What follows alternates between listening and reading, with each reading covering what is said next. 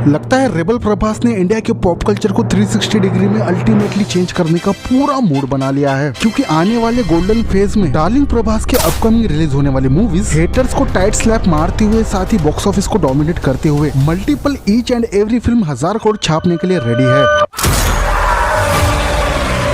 तो सबसे पहले यहाँ पर हम पब्लिक ऑडियंस और फैंस के पॉइंट ऑफ व्यू से most awaiting high voltage Spirit movie की बात करें तो नो डाउट आज के डेट में इस बम्पर मूवी के हाइप की वजह सिर्फ और सिर्फ बैड संदीप रेड्डी वांगा और रेबल प्रभास का macho and the alpha type का इंसेन कोलैबोरेशन है। ऊपर से वांगा ये बंदा रेबल प्रभास को इस फिल्म के अंदर एक सन की वायलेंट सिंसियर टाइप के पुलिस वाले के कैरेक्टर में दिखा रहा है, जो अपने आप में ही मास ऑडियंस के लिए किसी विजुअल ट्रीट से कम नहीं होगा। और इसके अलावा संदीप रेड्डी वांगा की बीपी बढ़ा देने वाली रफ स्टोरी टेलिंग और बंदे का सिनेमैटिक पैशनेट एक्यूरेट डायरेक्शन कितने बाप लेवल का रोंगटे खड़े करने वाला है, ये किसी भी लौंडे को बताने की जरूरत नहीं होनी चाहिए। अब स्पिरिट के मासी क्लासिक कॉकटेल के बाद प्रभास के करियर की first horror comedy movie the Raja Saab की बात करूँ तो भाई साहब वैसे मूवी के इस हॉरर प्लस कॉमेडी जैसे वियर्ड भेलपुरी जैसे जॉनर का मैं कुछ बड़ा फैन नहीं हूँ, और ऑनेस्टली कहूँ तो डार्लिंग प्रभास का फैन होने के नाते किसी भी मूवी के लिए पंप हो जाओ, वो भी बिना किसी एक्साइटमेंट के। सच कहूँ तो द राजा साहब के केस में मुझसे नहीं हो पाएगा, क्योंकि लॉजिकली कहीं ना कहीं तुम भी इस बात से एग्री करोगे कि द राजा साहब प्रभास के करियर की एक और एक्सपेरिमेंटल मूवी में से एक है। बट अगर दिल में होप जगाते हुए प्रभास की ये एक्सपेरिमेंटल हॉरर फिल्म अच्छे फ्रेश फोकलोर से इंस्पायर होगी, जैसे ओजी चंद्रमुखी, भूल भुलैया या स्त्री, तो उस एंगेजिंग टाइप की स्टोरी टेलिंग होने पर डार्लिंग प्रभास की ब्लडी स्वीट द राजा साहब भी मौके पे चौका मारते हुए ऑडियंस को एक भूतिया पे से भरी एंटरटेनमेंट का तगड़ा डोज दे सकती है। बट सरप्राइजिंगली लॉर्ड प्रभास की करियर की फर्स्ट सेकंड लीड वाली कन्नप्पा मूवी के लिए मैं बहुत ही ज्यादा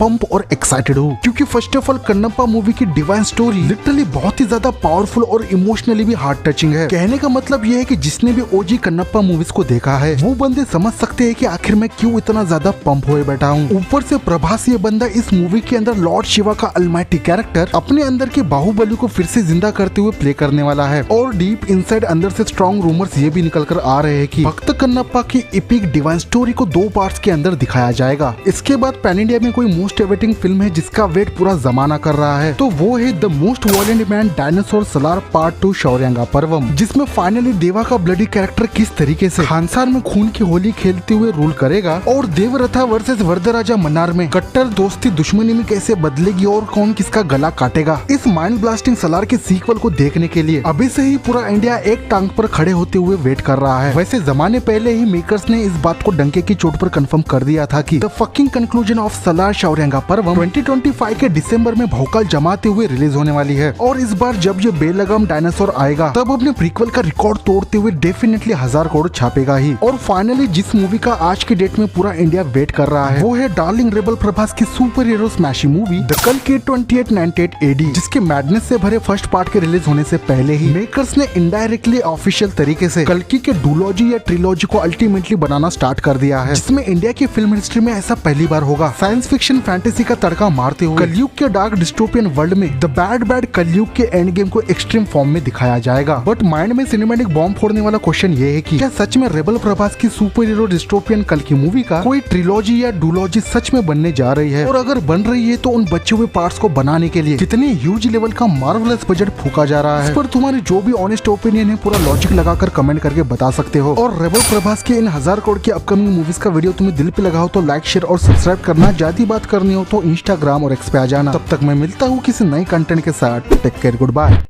It's showtime.